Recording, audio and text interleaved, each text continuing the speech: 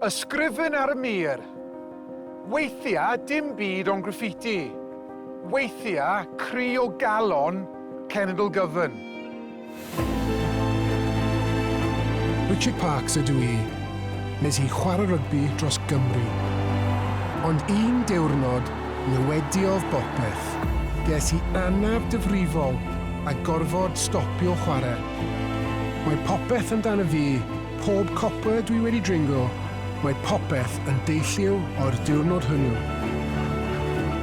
Ydy'r un peth yn wir am hanes ein cenedl ni. Oes eiliadau allweddol wnaeth ffurfio ein Cymru ni. Dwi'n dysgu i siarad Cymraeg. Braint ac antur, mwyaf fy mywyd ydy ecsblorio yn hanes ni, yn ein hen iaith ni. Dyma 24 awr Newidiodd Gymru.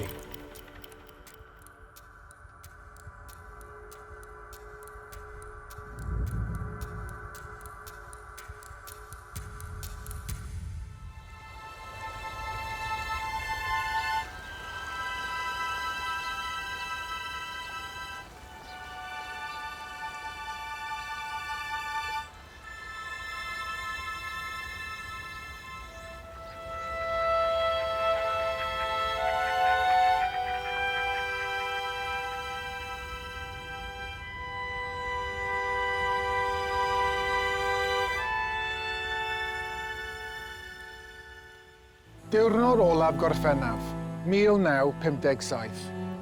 Mae bil yn pasio ar y Senedd yn San Steffan ac yn dod yn gyfraith.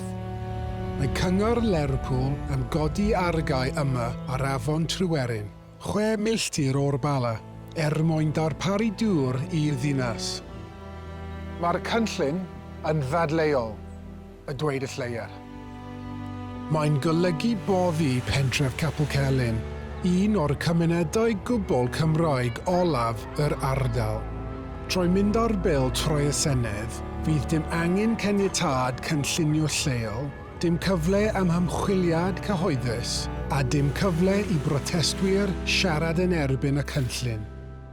Wrth i'r bil gael ei darlleniad cyntaf, ymhlith y cannoedd o aelodau seneddol o Loegr, mae 36 o Gymru. Mae un yn atal ei bleidlais, mae 35 yn pleidleisio yn erbyn y cynllun, ond mae ei lleisiau yn cael ei hanwybyddu. Mae peth yn dawel am y nawr, ond mae boddi Capel Celyn yn codi stŵr trwy Gymru gyfan. Mae achos Tryweryn yn sbardun i 2 o bethau pwysicaf i Gymru am weddill y ganrif. Dwi'n sôn am ddatganoli a mudiad yr iaith. Mae boddi Capel Celyn yn gwneud hi'n boenus o glir bod San Steffan yn gallu anwybyddu pob aelod seneddol o Gymru. Os felly, a oes angen Senedd i Gymru ei hun. Ac mae colli cymuned fach Gymraeg wedi boddi mwyn rhoi dŵr i Loegr yn annog miloedd o Gymru, yn enwedig pobl ifanc, i sefyll yn y bwlch i amddiffyn yr iaith.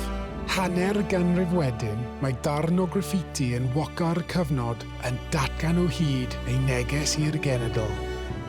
Cofiwch, Tryweryn.